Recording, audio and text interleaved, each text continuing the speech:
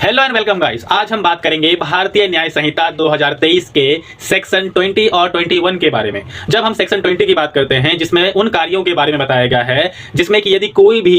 7 वर्ष से छोटा बच्चा अगर कोई कार्य ऐसा कर देता है जिससे किसी को शारीरिक या मानसिक क्षति पहुंचती है, या मान लो किसी 7 साल से छोटे बच्चे ने किसी की चाहे जानबूझ के या अनजाने में हत्या कर दी,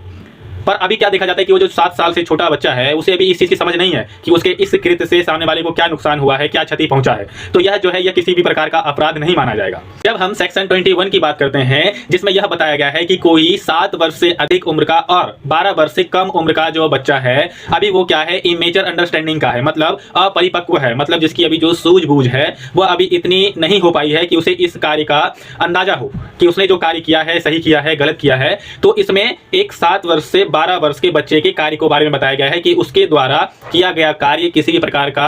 अपराध नहीं माना जाएगा। मतलब कि अगर हम सेक्शन 20 की बात करें और सेक्शन 21 की बात करें तो इन दोनों ही सेक्शनों में क्या कहा गया है कि यदि कोई भी बच्चे के द्वारा जो 7 वर्ष से लेकर 12 वर्ष तक के बच्चों के द्वारा किया जाता है तो वो अपराध नहीं है। पर कई बार क्या हो जाता है कि अगर सोचा जाए तो मान लो किसी ए व्यक्ति ने किसी बी व्यक्ति की मान लो हत्या करना चाहता है तो वो क्या करेगा, चालाकी करेगा या अपने सूझबूझ से काम लेगा कि मैं किसी 7 साल या 12 साल से छोटे बच्चे को हायर कर लेता हूं और कहूंगा कि ले बच्चे उसको मार दे। पर उस बच्चे को तो नहीं पता, पर उस व्यक्ति को पता है। तो इसलिए इसके प्रावधान के लिए भी जो सेक्शन 95 है वह यह प्रावधान करती है कि यदि कोई भी व्यक्ति किसी बच्चे को, किसी नाबालिग बच्चे को किसी अपराध को कारित करने के लिए हायर करता है या भाड़े पे लेता है, किराए पे लेता है, तो यह एक घोर अपराध माना जाएगा। और अगर इसकी सजा की बात करें तो इसकी जो सजा है वह 3 वर्ष से कम की नहीं होगी और जो कि 10 वर्ष तक की हो सकती है, और साथ में जुर्माना भी लगाया जा सकता है। तो यहां देखा जाए तो सेक्शन 20 और 21 में यदि कोई भी बच्चे के द्वारा कार्य किया जाता है और उससे किसी व्यक्ति को नुकसान पहुंचती है तो अपराध नहीं मानी जाएगी। पर